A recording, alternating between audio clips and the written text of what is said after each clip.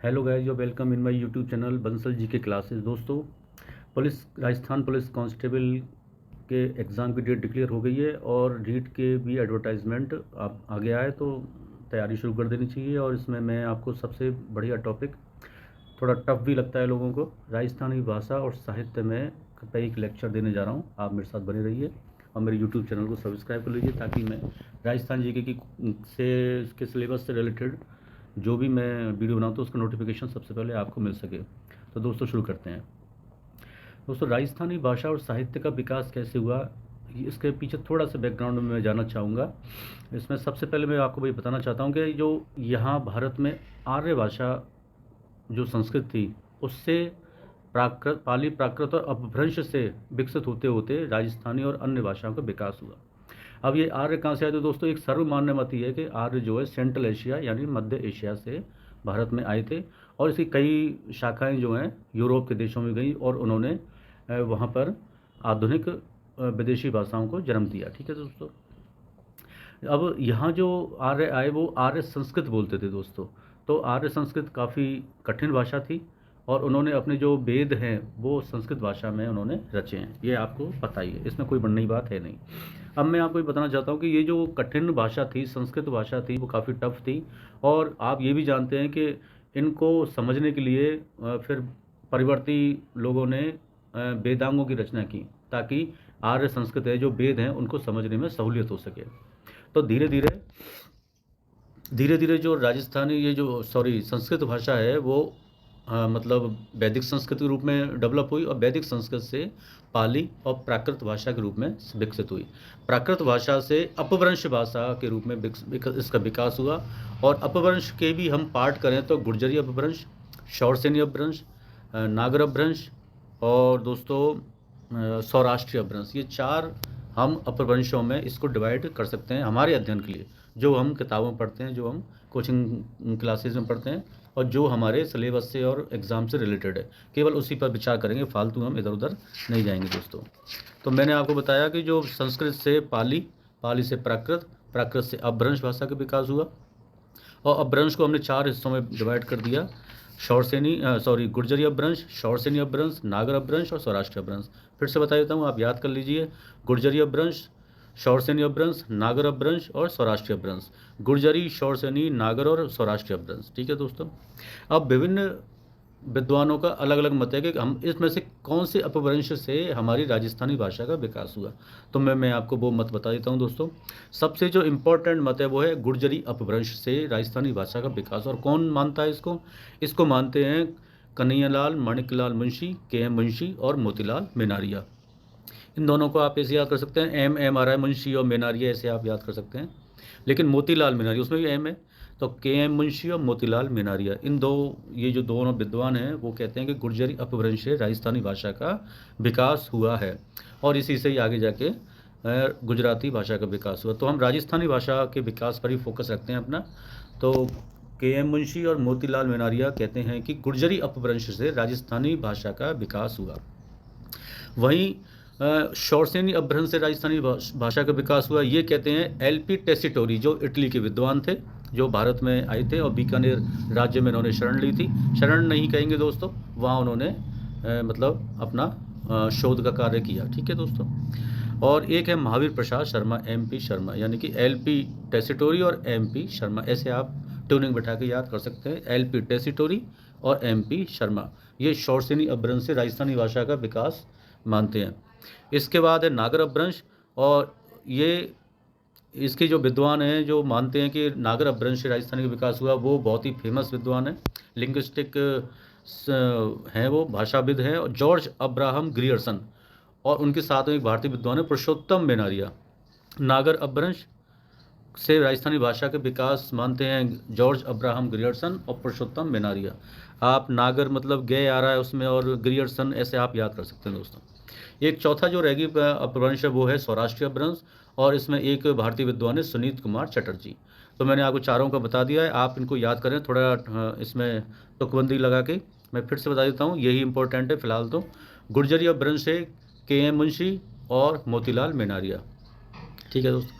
सौराष्ट्रीय अपभ्रंश से L.P. Tessitori और महावीर प्रसाद शर्मा, MP शर्मा। ठीक है। सौराष्ट्री अपभ्रंश से सुनीत कुमार चटर्जी और नागर अपभ्रंश से जॉर्ज अब्राहम ग्रियर्सन और पुरुषोत्तम मेनारी। ठीक है। अब राजस्थानी भाषा का आगे जो विभाजन है वो डिंगल और पिंगल, ये आपने दो शब्द बहुत ही सुने होंगे अच्छी तरीके से। डिंगल और पिंगल में इसका हम विभाजन देखते हैं दोस्तों। तो गाइज हम बात कर रहे थे डिंगल और पिंगल की। तो डिंगल और पिंगल का एक जो विद्वान है, इटली के विद्वान एलपी टेसीटोरी, इन्होंने इसका थोड़ा सा वर्गीकरण ठीक से कर दिया है, वो मैं आपको बता देता हूँ। उन्होंने इसको पश्चिमी राजस्थानी और पूर्वी राजस्थानी में डिवाइड किया है। पश्चिमी राजस्थानी को उन्होंने मारवाड़ी भाषा कहा है उन्होंने, और पूर्वी राजस्थानी को उन्होंने ढूंढाड़ी भाषा कहा है।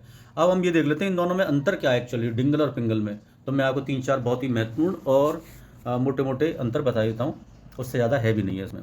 डिंगल जो है दोस्तों पश्चिमी राजस्थानी का साहित्यिक रूप है, यानी यूँ कह सकते हैं मारवाड़ी का साहित्यिक रूप है।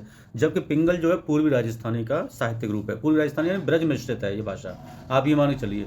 पश्चिमी राजस्थानी है मारवाड़ी भाषा और पूर्वी राजस्थानी है ब्रज मिश्रित मारवाड़ी भाषा, आप यूँ कह सकते हैं राजस्थानी भाषा। पर डिंगल जो है चारण कवियों द्वारा अपने मतलब साहित्य में प्रयुक्त की गई है, और पिंगल जो है जो कि उन्होंने भाट कवियों ने प्रयुक्त की है। दोस्तों आप भाट कवियों का मैं आपको एग्जांपल दे देता हूँ। जैसे आपने रामायण देखी होगी, जो रामानंद सागर की टीवी पे देखोगे। अगर नए बच्चे हैं तो आपने नहीं देखी होगी, लेकिन पुरानी जो हमारी उम्र के जो लोग हैं उन्होंने रामानंद सागर की देखी है। तो उसमें जो एक प्रसंग आता है बीच में कि जो राजा जनक हैं वो सीता माँ का स्वयंवर कर रहे हैं, तो उसमें जो स्वयंवर की प्रक्रिया शुरू होती है तो उससे पहले तो उनका जो उद्घोषक होता है वो भाट कवियों को बुलाता है, जो कि राजा जनक के उपलब्धियों का, उनके जो वंश का, पूर्वजों का व्याख्या, मतलब वो क्या करते हैं उनका मतलब उनकी प्रशंसा में बहुत सारे दोहे पढ़ते हैं। तो वो एक तरह से ब्रज मिश्रित या पूर्वी राजस्थानी से संबंधित है। ठीक है दोस्तों, इसमें जो एक खास बात है, ये वीर रस प्रधान है डिंगल जो है वीर रस प्रधान भाषा है, और जो ब्रज मिश्रित है कौन सी, पिंगल, मतलब डिंगल वीर रस प्रधान है और पिंगल जो है श्रृंगार रस प्रधान है, क्योंकि यहाँ कृष्ण लीलाओं से संबंधित तो ये क्षेत्र रहा है, और यहाँ राधा कृष्ण की लीलाएं, रास लीलाएं यहाँ पे हुआ करती थी, तो इससे संबंधित ये श्रृंगार रस प्रधान है। एक और एग्जाम्पल बता देता हूँ दोस्तों मैं पिंगल और डिंगल का। तो डिंगल जो है जैसे बोली जाती है वैसे ही लिखी जाती है वो, ये उसकी खास बात है, जबकि पिंगल में ऐसा नहीं है। कुछ एग्जाम्पल्स देख लेते हैं डिंगल और पिंगल के। डिंगल के एग्जाम्पल बता देता हूँ दोस्तों। राजरूपक, अचलदास कीचरी बचनिका, राव जयसिरो छंद, रुक्मणी हरण जो कि उसके हैं मीराबाई ने लिखे हैं, नाग दमन, सकत राशो और ढोला मारू रदुआ, इस तरह के जो मारवाड़ी ग्रंथ हैं आप तो ये मानिए ये उसमें है डिंगल में। और पिंगल में पृथ्वीराज रासो चंद्रवरदाई का, जो अजमेर का चौहान शासक था उसका जो दरबारी कवि था, कोर्टियर जो पोइट था उसका, रतन रासो, खुमान रासो, वंश भास्कर जो हाड़ौती में जो था बूंदी राज्य के दरबारी कवि था, सूर्यनमल मिश्रण जी, उनकी ये किताब है बहुत ही फेमस, वंश भास्कर, ये उसके एग्जाम्पल्स हैं। और इसकी लिपि की बात करें तो देखिए दोस्तों, हिंदी भाषा की जो लिपि है वो देवनागरी लिपि है। वैसे तो राजस्थानी भाषा की जो लिपि है वो मूणिया लिपि कहा जाता है, महाजन लिपि कहा जाता है, या बणियागिरी लिपि कहा जाता है, क्योंकि सेठ साहूकार जो होते थे वो बही खातों में जो भाषा लिखते थे वही राजस्थानी भाषा की लिपि मान ली गई है। लेकिन अगर देवनागरी लिपि भी आ जाए ऑप्शन में तो वो भी सही होगा। ठीक है दोस्तों यहाँ मैं एक फैक्ट्स बता देता हूँ कि संविधान में मूल रूप से 14 भाषाओं को राजभाषा की मान्यता दी गई थी, और वर्तमान में 22 राजभाषाओं को मान्यता दी गई है, लेकिन राजस्थानी या मारवाड़ी को मान्यता अभी तक नहीं मिली है। ठीक, आगे चलते हैं दोस्तों। अब हम बात करेंगे कि मारवाड़ी भाषा या मारवाड़ी शब्द कहाँ से आया दोस्तों। सबसे पहले तो हमें बता देता हूँ 8वीं सदी में एक साहित्यकार हुए थे, कवि हुए थे, विद्वान हुए थे, उद्योतन सूरी। उनका एक ग्रंथ है, कथा संग्रह है, कुवलय माला। कुवलय माला क्या है दोस्तों, एक प्रेम प्रसंग पर आधारित एक कथा संग्रह है कुवलय माला, और ये 835 विक्रम संवत का ये कथा संग्रह है, एक मतलब ग्रंथ है। तो 8वीं सदी के एक विद्वान हुए थे उद्योतन सूरी, उनका एक ग्रंथ है कुवलय माला जो कि 835 विक्रम संवत का है। उसमें 18 देशी भाषाओं का वर्णन किया गया है, जिसमें से एक मरुभाषा शब्द का उल्लेख आया है। मरुभाषा शब्द का दोस्तों मैं विक्रम संवत और ईस्वी का बता देता हूँ, शॉर्ट में बता देता हूँ। 835 जो विक्रम संवत है, इसमें हम अगर 57 घटा देंगे, 57 घटा देंगे, तो वो ईस्वी में आ जाएगा दोस्तों, और वो घटा के आता है 778 ईस्वी। ठीक है, अगर मान लीजिए हम ये कहें 778 ईस्वी का ये ग्रंथ है और विक्रम संवत में पूछा जाए तो इसमें 57 जोड़ देंगे। ठीक है, क्योंकि 57 जो है ईसा से पहले का, ईसा पूर्व का है, 57 ईसा पूर्व। विक्रम संवत जो है 57 ईसा पूर्व का है, यानी एक ईसा संवत जो है 57 ईसा पूर्व का है। ठीक है, ये दोनों इक्वल हैं। एक जो है ईस्वी जो माना जाएगा वो 57 ईसा पूर्व विक्रम संवत का माना जाएगा। ठीक है, इसके बाद में दोस्तों अबुल फजल जो अरबी फारसी साहित्यकार हुए थे, अकबर के दरबारी कवि थे, इनका एक ग्रंथ है आईने अकबरी, जो कि अकबरनामा का ही लेटर पार्ट है वो। तो उसमें मारवाड़ी शब्द प्रयुक्त हुआ है और ये 16वीं सदी का ग्रंथ है। अबुल फजल की जो हत्या है वो जहांगीर ने 1605 में करा दी थी। ठीक है, इसके बाद में एक और है भारतीय विद्वान कुशल लाभ, ये भी 16वीं सदी के हैं, और इनका एक ग्रंथ है पिंगल शिरोमणि।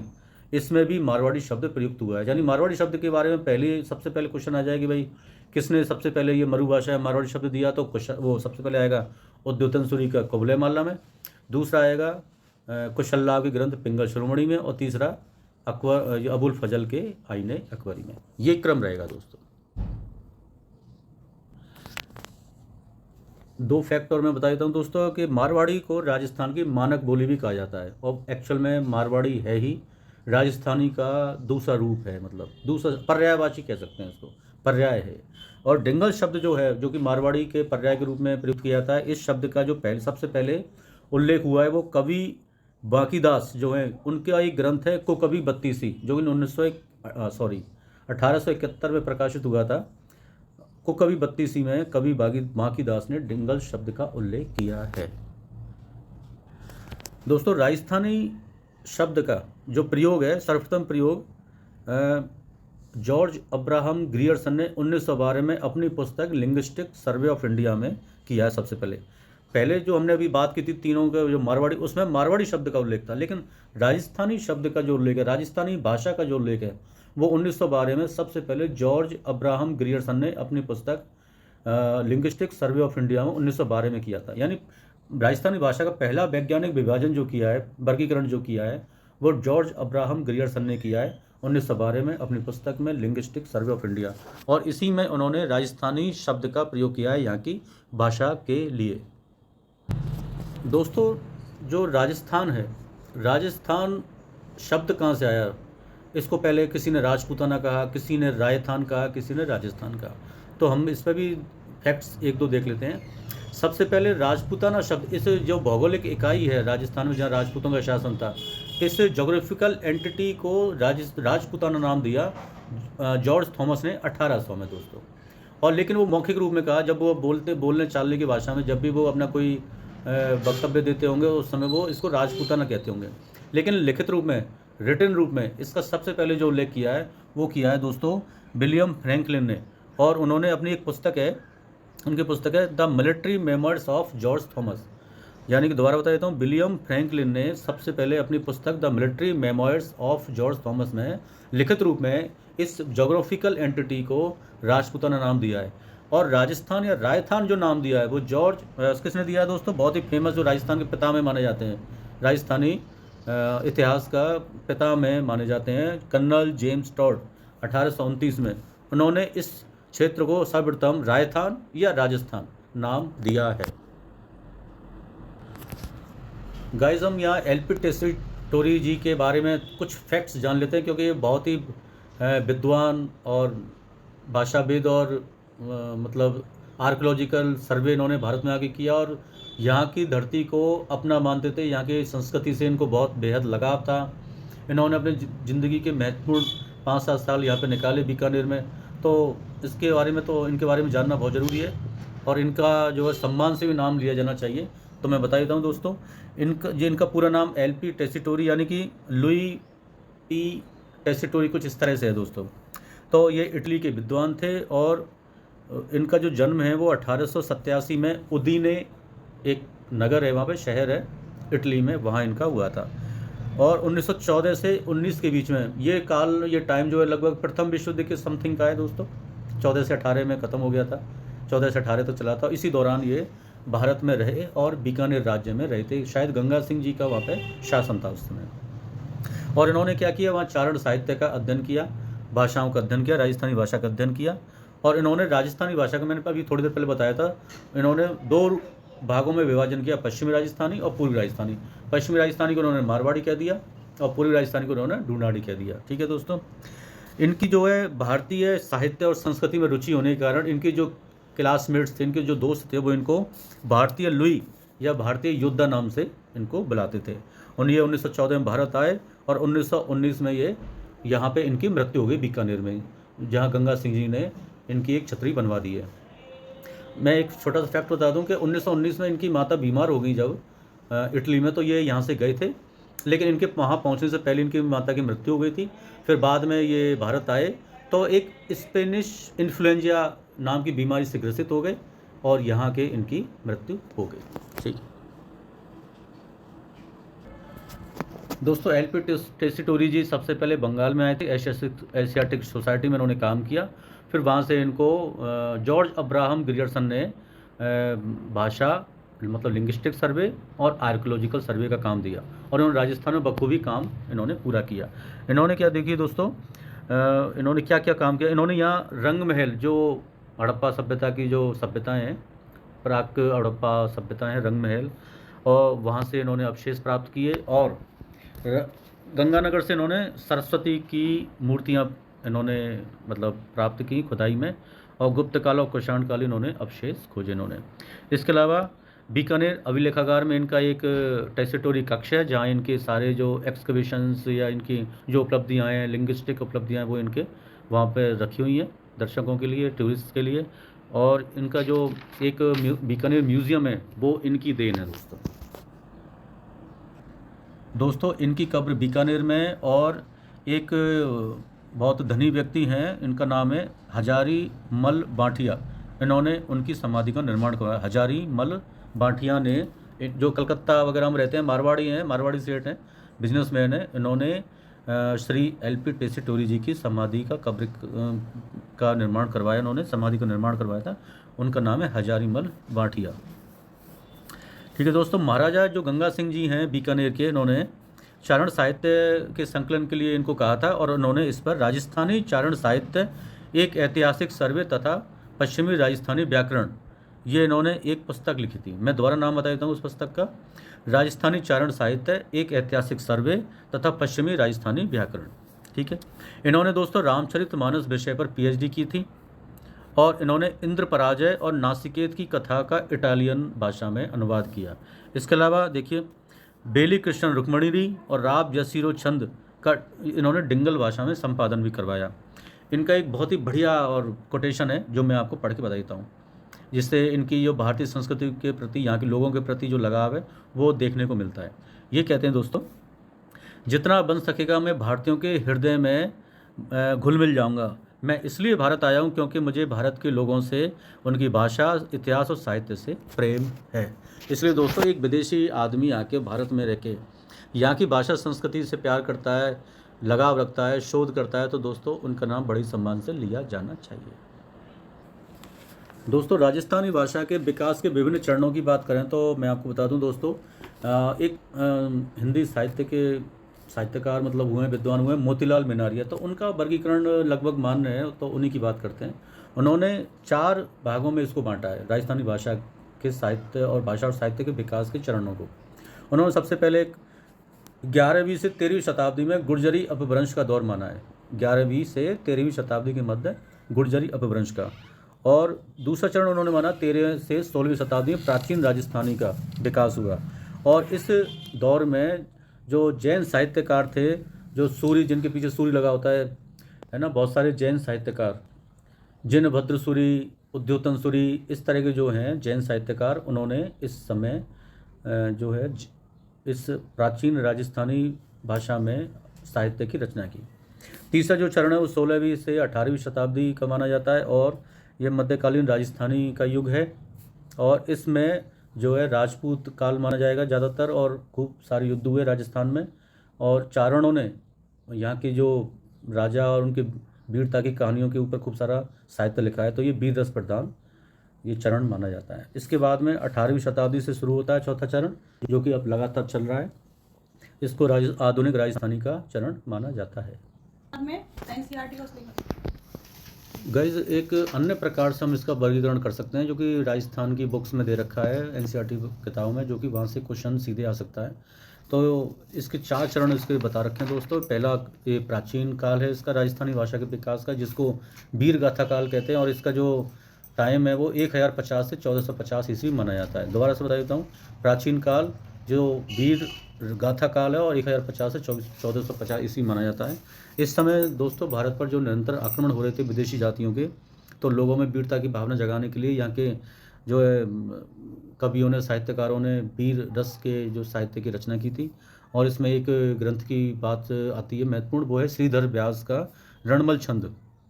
ये जो रणमल हैं वो ईडर के राजा थे, और जो इन्होंने क्या है कि वो पाटन के सूबेदार जफर खां को हराया था, उसका वर्णन इस ग्रंथ में मिलता है। दोबारा देता हूँ, श्रीधर व्यास का रणमल छंद। दूसरा मध्यकाल। मध्यकाल जो है दोस्तों भक्ति काल है। यहाँ गंगा जमुना संस्कृति वगैरह ये सब देखने को मिलता है।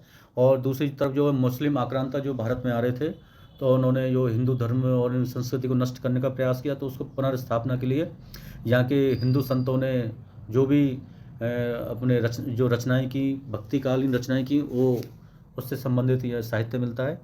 और ये 1450 से 1650 के 1450 से 1650 के बीच का ये युग माना जाता है। तो भक्ति काल से संबंधित है। इसको संत साहित्य काल भी कहते हैं। इसमें क्या है, ये भी साहित्य जो है वो संत साहित्य 2 धाराओं में लिखा गया है, निर्गुण भक्ति और सगुण भक्ति। निर्गुण में हम देखते हैं दोस्तों दादू जी का, जाम्बो जी का, जसनाथ जी का, और सगुण में दोस्तों सबसे महत्वपूर्ण मीराबाई। ठीक है। तीसरा जो काल है वो उत्तर मध्यकाल है। मध्यकाल की जो 2 हिस्से कर दिए, तो उत्तर मध्यकाल जो 1650 से 1850 के बीच में है, और इसमें श्रृंगार, रीति और नीति परख ये काल माना जाता है। श्रृंगार से संबंधित तो आपको बता दूं दोस्तों, कुशल लाभ का ढोला, मारूरी चौपाई।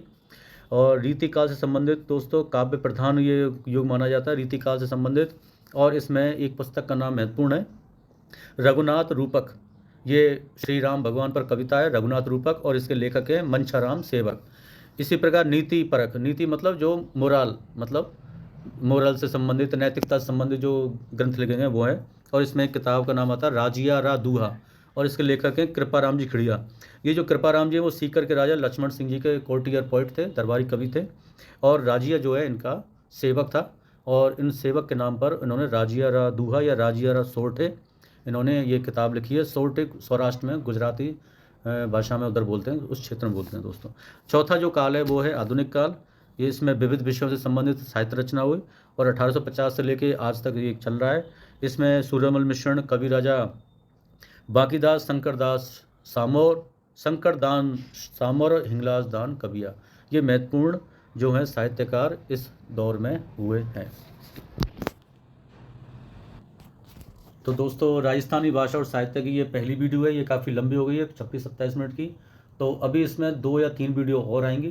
तो छोटी छोटी वीडियो मैं इस तरह की डालूंगा, ताकि आप भी बोर ना हो, और मैं इसको ठीक तरीके से दूसरी वीडियोज़ में एलोबरेट कर सकूँ मैं। तो आप मेरे साथ बने रहिए। अगर आप चाहते हैं कि और दूसरी वीडियोज़ इस तरह की मैं लाऊँ, तो आप मेरे कमेंट बॉक्स में लिख के बतावें। आपको बहुत बेहतरीन जानकारी देने की कोशिश करूँगा दोस्तों। तो आप मेरे साथ बने रहिए, और आपको ये वीडियो कैसी लगी तो मुझे कमेंट बॉक्स में लिख के बताएं। थैंक्स दोस्तों।